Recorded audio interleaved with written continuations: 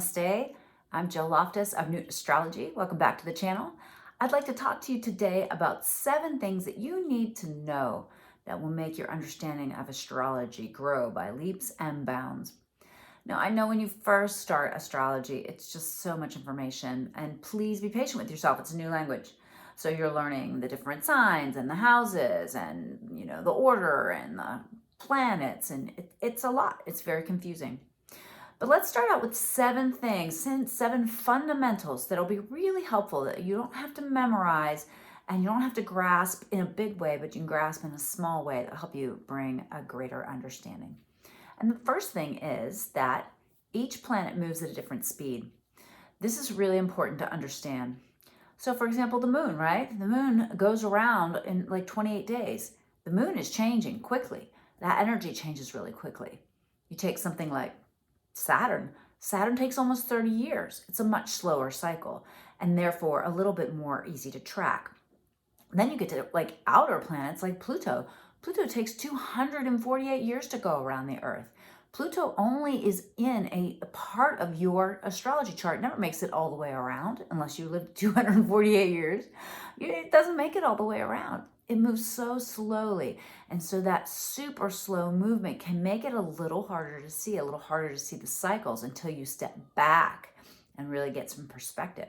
So really kind of understanding which type of planet you're dealing with when you're listening to a podcast or you're listening to a lecture on astrology to really understand, how much more quickly Mercury is going to move than even Mars, and how much more slowly Mars or Uranus moves in relationship to Mars, right? So remember that. Some of those faster moving planets tend to be triggers, okay? And they move through your chart with a little bit more of a quick pace. Another thing to remember about the speed of the planets is that the moon and the sun never retrograde, only the other planets. All right, number 2, the second thing that I think you need to know is what is a transit? So when we talk about transits, we're talking about how the planets in the sky are interacting with each other. That's through aspect. But how as they transit through the sky, how they interact with your particular chart. All right. So the transits is kind of like the space that they move through, and the aspects are how they interact. All right. So know the difference between the two. Now, when you talk about aspects, planets can aspect each other in the sky as they transit, as they continue to move, but they can also aspect your particular natal chart. Let's say, for example, let's say that you have a beautiful flow of energy from Uranus and Neptune, right? So they're flowing together up in the sky.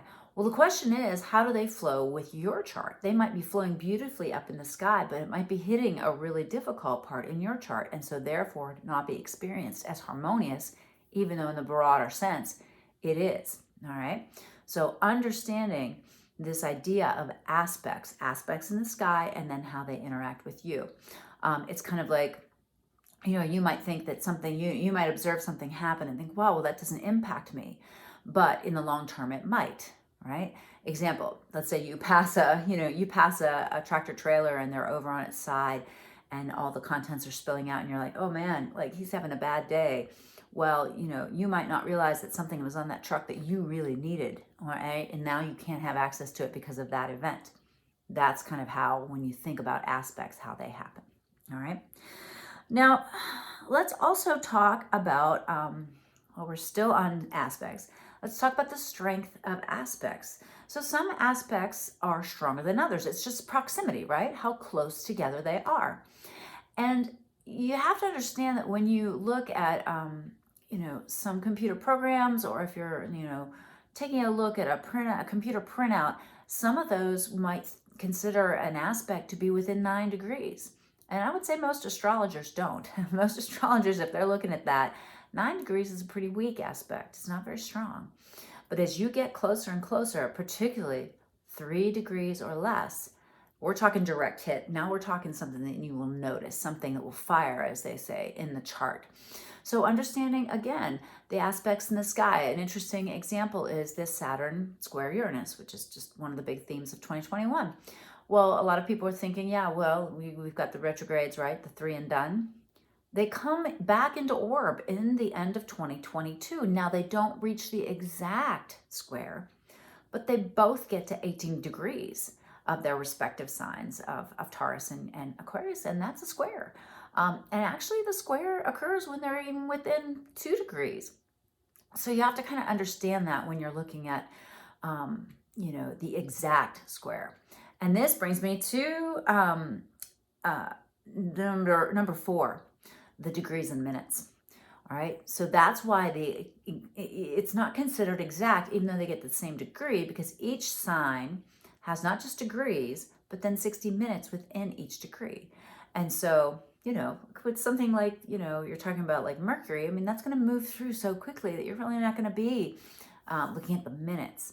But when you're dealing with something that moves slowly, like Saturn and Uranus, or particularly Pluto, right, you're going to look at the minutes, because it can spend so much time at that one particular degree, but not actually come into the exact aspect until it reaches that minute. So hopefully that makes sense. All right.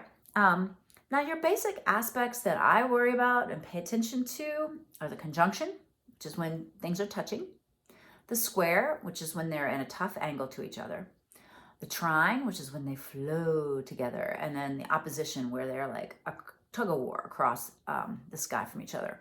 Now, lots of astrologers use plenty of other aspects, and that does layer on lots of information, but I think keeping it simple, keeping it with those particular 4 is how I navigate it. I just like simple, right? I'm a Taurus Mercury. I like it simple. Conjunctions are hard, and a lot of people ask me, are they good or bad? Baby, I don't know. Good luck, bad luck, who knows?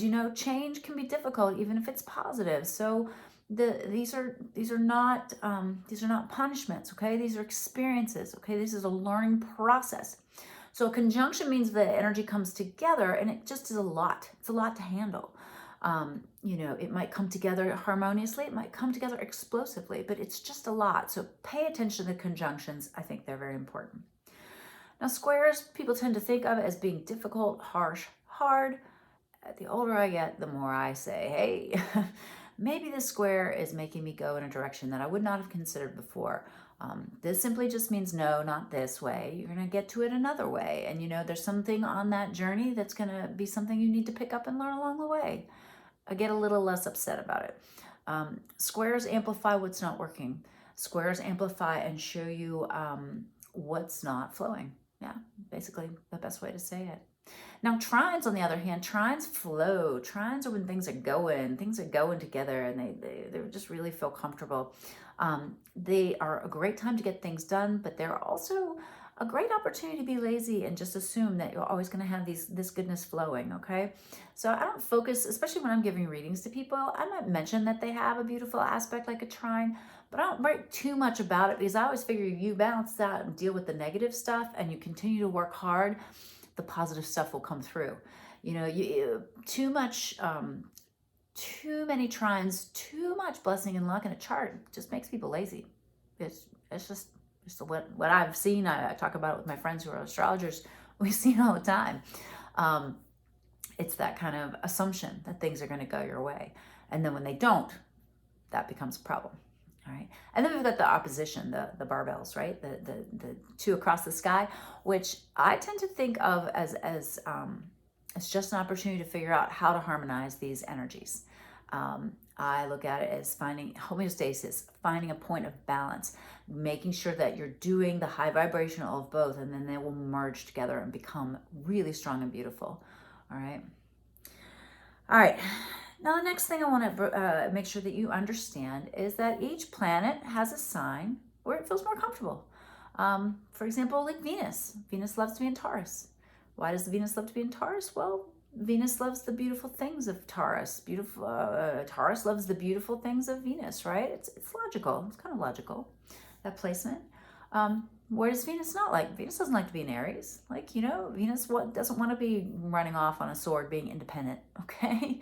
Venus wants to be lounging on a couch, eating the good things, right? So looking at the planets and not, you can get real, old school Hellenistic on it, which some people find really useful, and figure out where's the dignity and the domicile and fall and all that kind of stuff, which are terms that astrologers use to kind of classify each of the planets and the signs. But I find it easier to just wrap my brain around the idea of, oh, well, is this energy comfortable in this particular expression, right? It's kind of like Mars in Libra. I have Mars in Libra natally, right? The warrior as the peacemaker. How do you harmonize that, right? And so some people might say that that's a negative or difficult aspect, but really it's just a question of how I need to learn to approach my Martian energy, right? With high vibe Libra, but also high vibe Mars, because that's your get up and go, right? Yeah. And then I also want you to understand, the final thing I want you to understand about astrology is that the question is, how do you manage it?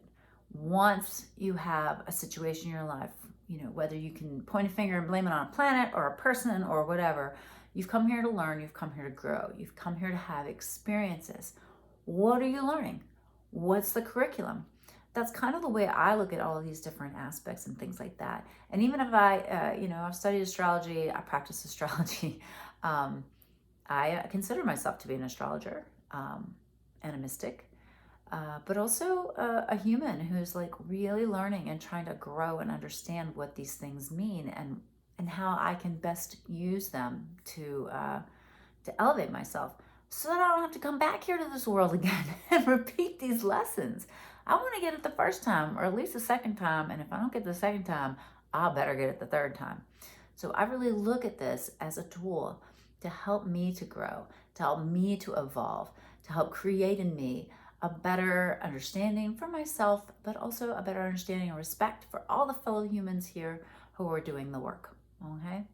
So I hope this was useful, helpful. I hope some of these tips help you to understand, grasp, commune with astrology as a practice and a tool for understanding and a tool for growth.